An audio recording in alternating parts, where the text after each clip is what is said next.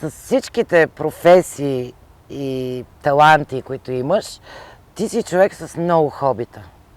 Едно от първите хобита, за които си спомням, е ученето на чужди езици.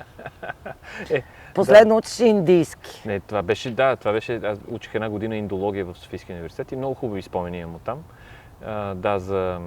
Трябваше да превеждаме басния на хинди. Така, от време на време, се срещам с разни индийци и им казвам някакви приказки на хинди, което съм го запомнил, защото ученето на хинди е малко на зубрене на определени фрази и така нататък, и след това разчленяването, което е по-лук изказуемото. Така, много неща са ми се случвали. Добре, кажи ми как на човек може да му бъде хоби ученето на чужд език? В случая беше необходимо, защото трябваше да вляза в казарма 2000-та година. Това ти беше номера да не влезеш? Да, защото кандидатствах в надвис, бях втори под чертата при Стефан Данаилов и тогава трябваше да вляза друго нещо и това ми беше седмото желание в Софийския университет. Добре, значи ти не си искал да влезеш в казарма, но другото, което се спомням за теб, е как беше взел една пушка, която е пушката на гвардейците, които седят пред Бъкингамския дворец. Тези американските парадни пушки са М1А4 Гарант, които са били използвани в Втората световна война. И си спомням, че толкова се беше впечатлил от тази пушка, от нейната история, че отиде дори в Англия, за да научиш всичките тези неща, които правят гвардейците.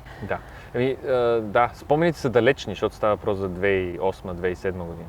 Но аз исках да направя едно представление, което беше по Децата на Кенеди, се казваше. Един следобед в бара на Патрик Стюарт, една пиеса. И всъщност имаше един монолог вътре на момче, което се бие във Виетнам. И аз всъщност много ме вълнува, нещо хоби, което ме вълнуваше, е войната по принцип. Четях много за Втората световна, за Първата световна, за Виетнамската война и така нататък. Това ме вълнуваше много и исках да пресъздам всъщност какъв е менталитета на човека, който отива на война. Защото има една такава, все едно е благородна кауза или все едно е нещо друго, но всъщност войната е нещо брутално и не е никак за възхваляване. Идеята, че тази чувствителност на момчето, който отива на война и се обърква, беше един прекрасен монолог.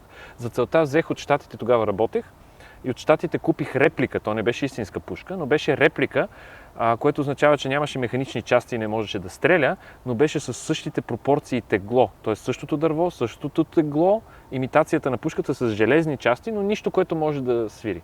Не да свири, да стреля. Следователно, въпреки че го бях обозначил и си бях купил специален кълъв, в Англия на летището в Хитроу си чух името за първи път по високоговорителя. Passenger Цветков, please go to the customs office. И трябваше да отида, където един сик с една такава чалма, отваряше и беше много интересно, защото аз казвам, това е копия на пушка, тя не стреля. И той ми каза, добре, кой калибър ползва? Не стреля. Добре, окей, механичните части не знам. Не, няма механични части. Той отвори, видя, че не става, и ми я остави, защото аз имах полет след това на следващия ден за България. Интересното беше, че на следващия ден трябваше пак да я занеса и да я вложат вътре. И тогава ми казаха да не чакам на опашката, защото беше същия човек. И каза, минавай тук. И беше нищо. А в България излезе просто първа тази пушка.